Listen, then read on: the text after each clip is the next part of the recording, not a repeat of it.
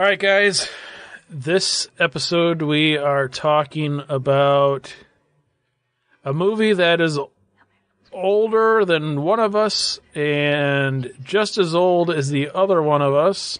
I would be as old as the book adaptation.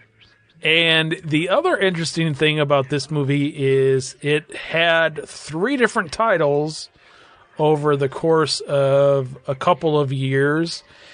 And we're talking about Alice, Sweet Alice. Alice, Sweet Alice, the 1976 American, I like to say, proto-slasher film. Because this is one of those movies prior to there being a slasher film subgenre in the horror movie category. So this is one of those where they were kind of like, this is pre-Halloween. I mean, this is like right before Halloween. So it's like, this is when they were starting to kind of come up with the ideas that, hey, we need somebody with a mask and a knife, and then we got a movie, which is kind of interesting. Yeah, this one originally was shown at the Chicago International Film Festival in 1976 under the title Communion, and then it was theatrically released in 78 under the title Alice, Sweet Alice, and then was re-released in 1981 and was titled Holy Terror. Yeah, I think Alice, Sweet Alice is the best title of all 3 of those. And this is also Brooke Shields' first film. It is, which is Brooke really Shields. funny. Yep. It's really funny because the trailer I watched for this is like, Brooke Shields, Brooke Shields, Brooke Shields, and they show like a still of Brooke Shields' face throughout the entire movie. And then like you see the movie and she's like only in the beginning. Yeah, she's in it for about a minute and a half. And then you don't realize that, oh, Brooke Shields like 9 years old. Yeah, that's I didn't realize how young she was in this movie. Yeah, this is one of those movies that if you're a horror fan, if you grew up in the 80s and 90s, then Alice, Sweet Alice was probably one of those movies that you saw sitting on the horror shelf at your local mom and pop video store. So I remember distinctly seeing this cover art, constantly. The bag with the mask in it and the bloody knife with the doll. I always thought that was kind of an interesting, cover. And it always intrigued me, and I never saw the movie up until 3 days ago, 2 or 3 days ago. I will say that I was sort of interested to see what this movie was about, and recently it became one of the Amazon Prime movies, and I was like, oh, cool. Alice, Sweet Alice. That's why I decided, like, hey, let's go for that one. I've always wanted to see it. I must say, though, after watching it, I will say that it's definitely not one of my favorite classic horror films by any means. But I will say there were some pretty intense death scenes in this movie, which I could see were probably shocking back then. The scene with the aunt on the stairs when she gets the knife in her foot was pretty gruesome. I almost had a Hellraiser moment with that scene, but not quite. And I've talked about Hellraiser moment? Yeah, I've talked about that before on this show where there's the scene in the first Hellraiser movie where they're moving the mattress up or down the stairs and the guy scrapes the back of his hand against the nail sticking out of the wall. Oh, that's right. And that scene, even just thinking about that scene, just gives me the willies and like, oh. And so when that knife went into that foot, I was kind of like, oh, for just a second. But yeah, there was that one was pretty gnarly. Oh, the most memorable thing about this movie to me, though, the most like disturbing piece of the movie is the landlord or the apartment manager or whatever the hell that guy is. Yeah. He's this big, 400-pound slobby guy. And, he's, wears, a wife beater. And then he has, these khakis on. But the khakis are, piss-stained and stuff. And you're just like, oh, what the... Come on.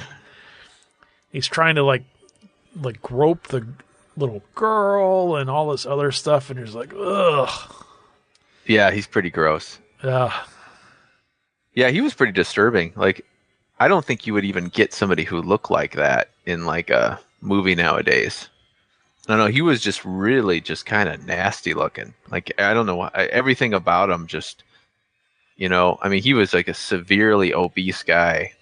And, just the way his stomach just hung out so far. And it seems like, yeah, you wouldn't like, I guess,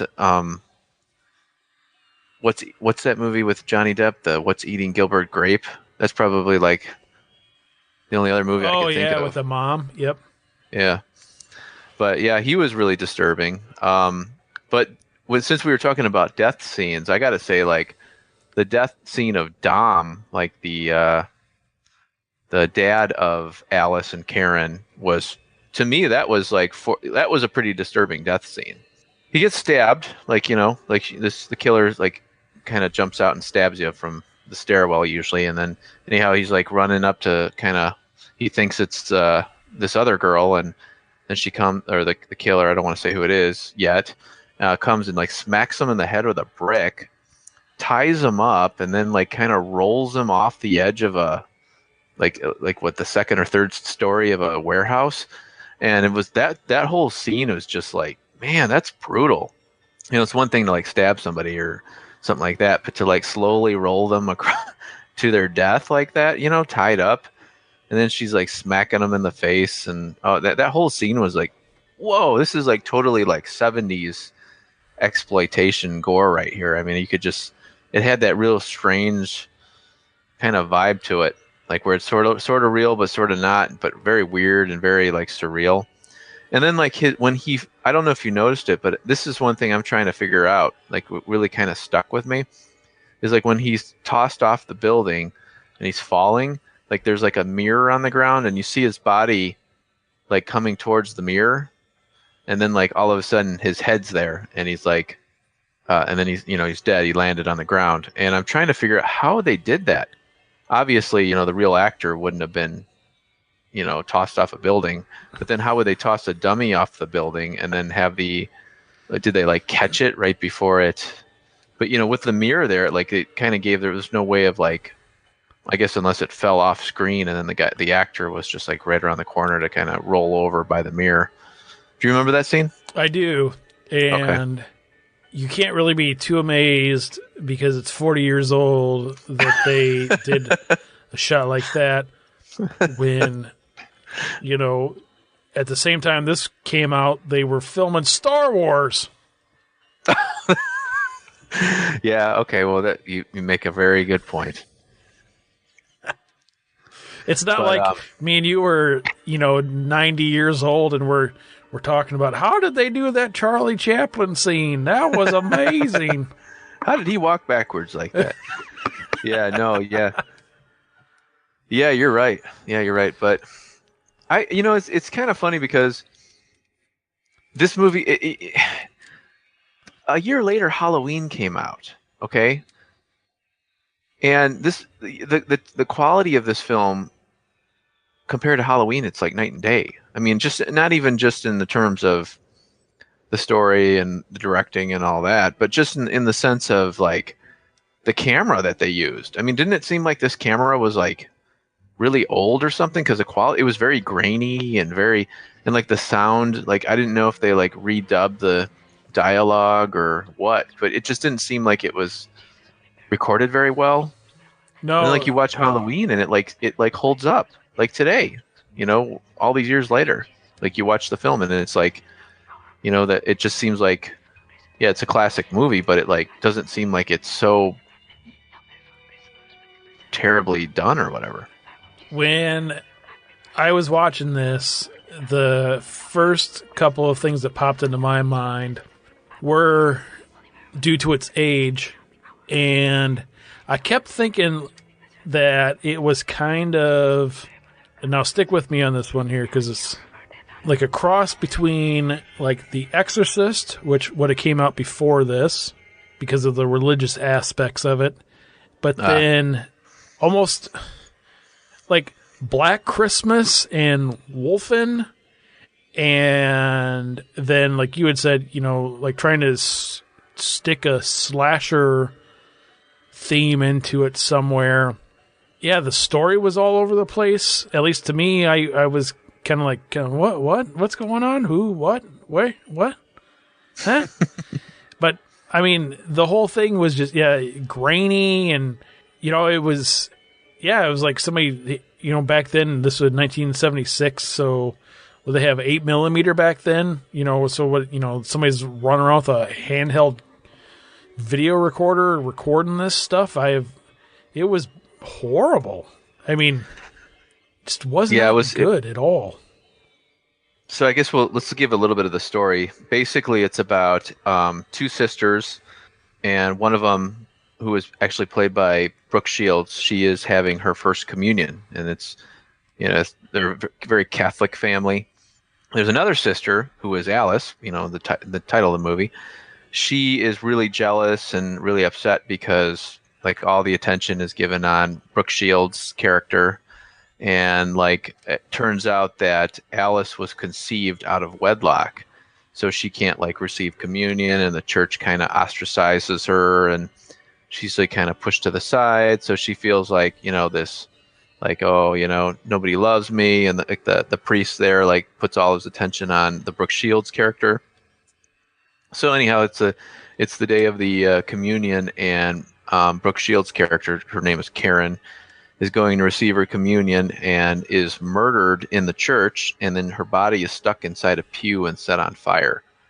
And then so anyhow, the rest of the movie is basically it's sort of like a whodunit, and the whole movie you're basically thinking that Alice is the killer because she is the killer wears a yellow raincoat and this like translucent mask, and Alice was wearing that costume as well throughout the movie in certain scenes and what have you. Speaking of which, I don't want to go off too far, but do you recall when I had a translucent mask back in 6th grade like that? I will read a line from my notebook that I wrote down yesterday when I was watching this movie. I believe the two of us had similar masks when we were in the 6th grade. Yeah. Yes, and I remember they sold them at Jewel, that was the go-to place for Halloween masks back then. I remember you and I riding our bikes wearing those masks. Man, we were weird kids. Oh, we were terribly weird kids. Well, that's why we're here talking about Alice, Sweet Alice. Here's another problem that I had with this movie is you get this feeling from the very beginning of the movie that they are trying to set up that Alice is the killer. Oh, yeah. Of all of the stuff going on. So you had her sister gets killed, and then, everybody's like, I know what you did, Alice. I'm going to tell the cops when they come over here. And then, like, the church somehow gets involved with it, and they're like, whoa, we got to lock her up. And so then they lock up Alice, and then, oh, shit, there's some more killings taking place. And nobody's like, oh, I guess Alice didn't do it. We should probably let her out. Nope, they're still trying to make you think Alice did it. I mean, it was like, huh? Yeah, that was... And then, and not to jump too far ahead, and then towards the end of the movie, her mom's like, you know what? I'm taking you home. Let's go. And then, okay, let's go. But wait, so she wasn't actually being held by any? Whatever. Yeah, there's some strange. That was kind of a strange little plot hole there. And then anyhow, just to give away the story or who the killer was, it turns out. Let me just try to get my head wrapped around this so I can figure out how to explain this. But it turns out that the killer was the housekeeper of Alice's mom's. Wait, no, it was the priest's housekeeper. And the reason she was the killer, which I didn't understand this until I later went back and read some of this, was that she was like kind of shunned by the church. And I think she was either she had like premarital sex or something, and so or she was like born out of wedlock or some kind of history that the church didn't like. So and then she thought that Alice's mom was a whore and didn't understand why she got all this. Alice, or I'm sorry, Karen and the mom got all this nice treatment from the priest, and here she was that she couldn't. So, what does she do at the end of the movie? She tries to get communion, and when the priest won't give it to her, she sticks a butcher knife in his neck. Which would that was the most bizarre ending in horror film history, in my opinion, because as soon as that happened, like nobody went to help the guy. They all just start like doing like the sign of the cross. What? You know, like nobody's like running to help him and like, hey, you know, maybe we should hold this gaping wound down with all the blood pouring out of his neck. It was like, no, everybody just kind of like froze and like then the nuns just kind of flipped out and start doing the signs of the cross. And then at the very end, I'm like, isn't like something going to happen? Isn't somebody going to come and help this poor guy? And then like finally you see like a police officer like run in, which was kind of, well, what's he going to do? That was a strange ending, but I will say though that it was sort of kind of enjoyable to watch this movie. I wouldn't say this was a great movie at all, but I don't know. It just had like sort of a, this is so weird and old and rickety and strange. See, I had the complete, utterly opposite. Did you? It was so hard to watch, but at the same time, while I was watching it, I wasn't on my phone or I wasn't doing anything on the computer or anything. I mean, I was watching it, but it was painful to watch. There was a couple of things, especially the church scenes that, like you had said with the very ending of the movie, you were like, "What? How come nobody's going to help the dude? He just got a butcher knife in his freaking neck." But even at the beginning of the movie, when Karen's character, or whatever her name was, is killed at the first communion. Now, I've been to a couple of first communions in my day, and usually what happens at those is the entire family is there, so there's like no place to even sit in the church. So I don't know how you're going to kill a little girl in the back of the church and then stuff her in a pew and nobody's going to know.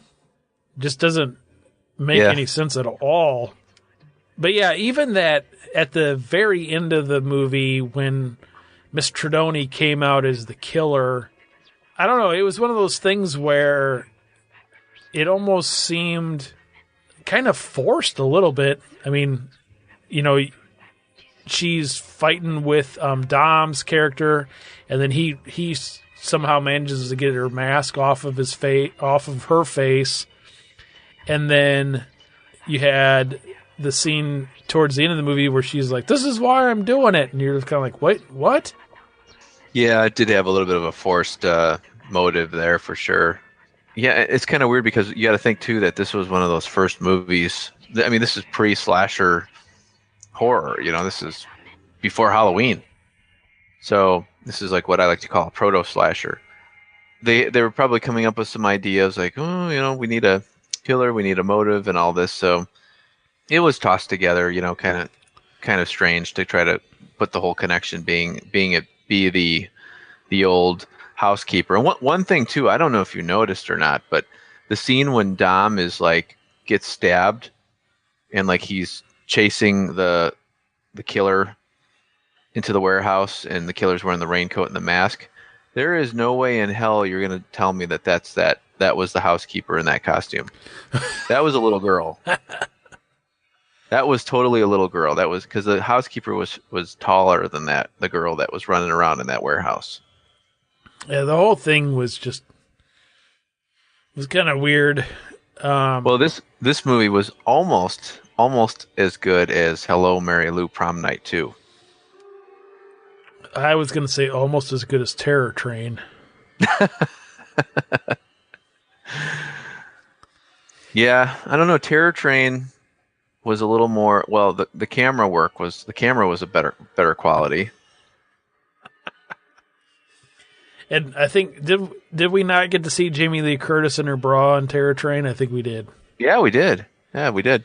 This is what I find interesting with a couple of these movies from the 70s, and now granted there's not a overwhelming number of these movies, but this movie, the same as The Exorcist, did have somewhat of a religious overtone, or, however you want to view it, anti-religious or whatever you want to say it was. But I would be really interested in finding out from like somebody who actually remembers the 70s, was there kind of this thing going on to where, not just with the horror movies, or I don't even know if this would have even necessarily been considered a horror movie when it first came out.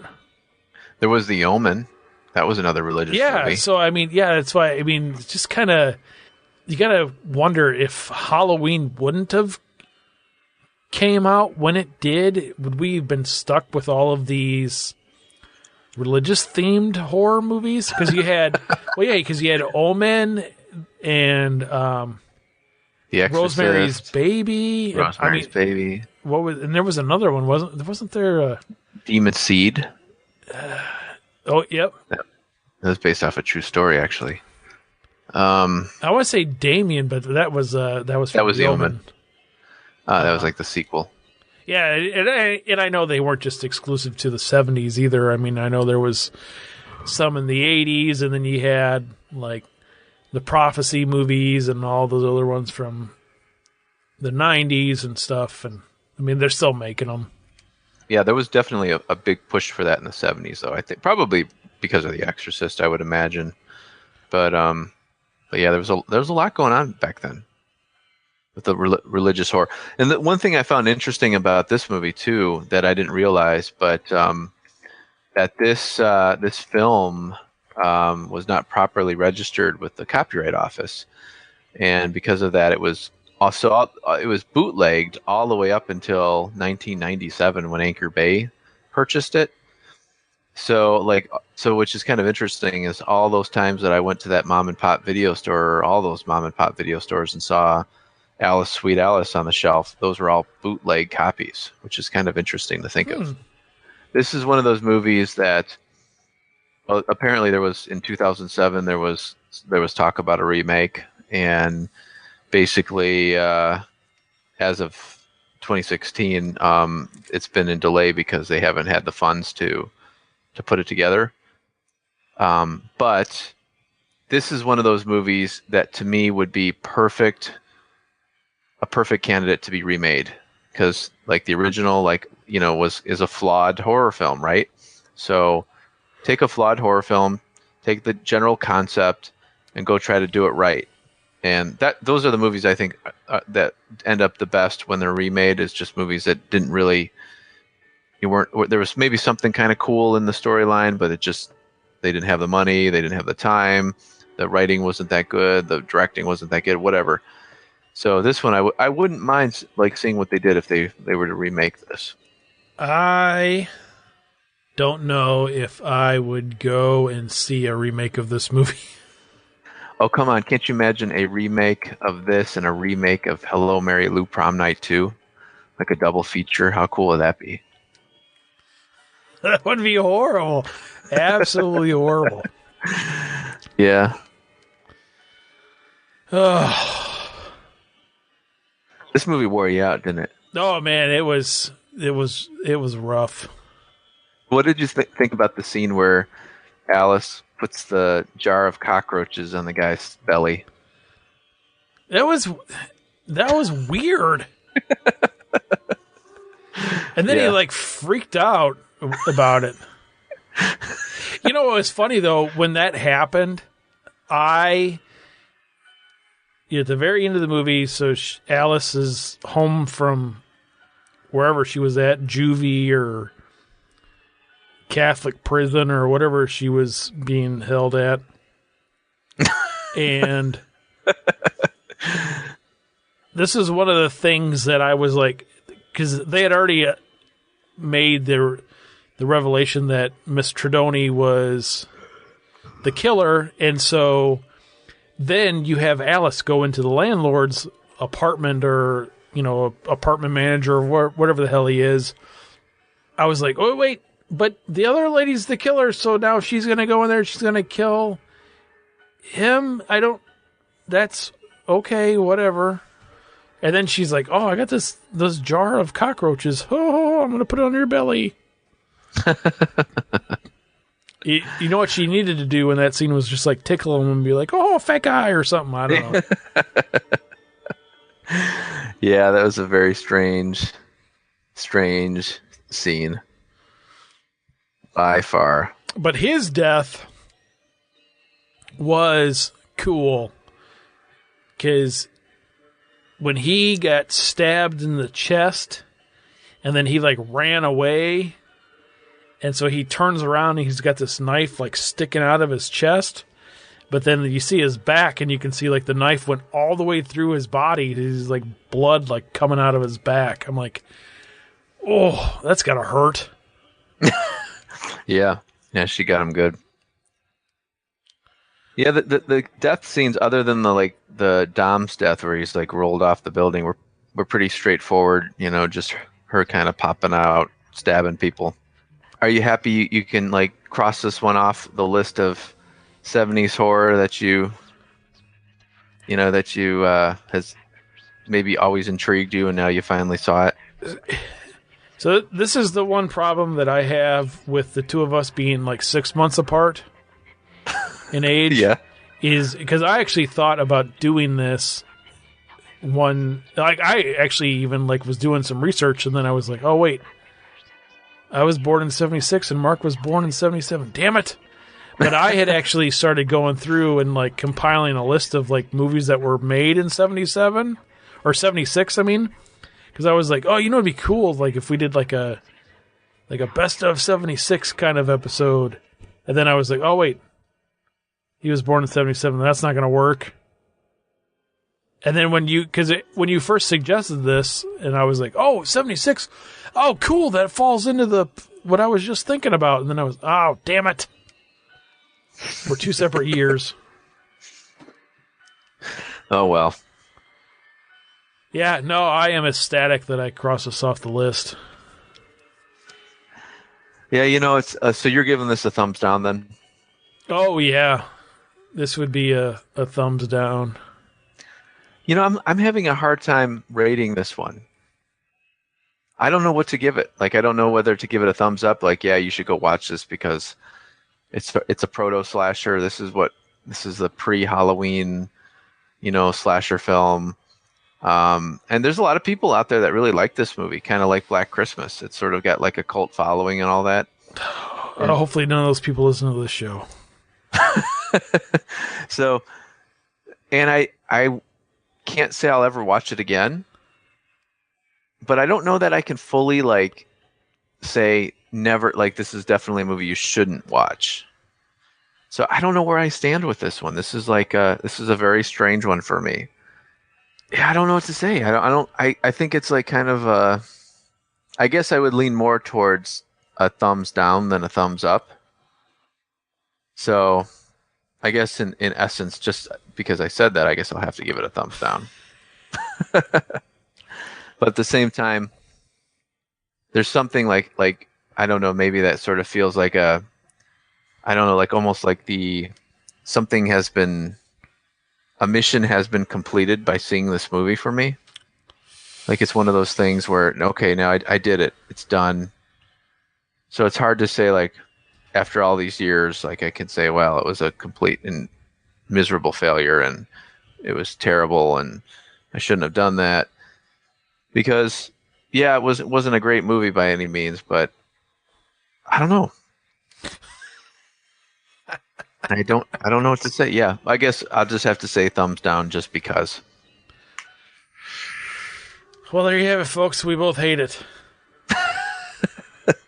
But we're both going to go see the remake, aren't we? If it comes out ever. Oh, man. They should do like a Triple X parody, then maybe I'd go see that. There you go. All right, guys, we'll be back next week with... Hello, Mary Lou. Oh, God. I was going to say, hopefully, a movie that we both like, but We'll see.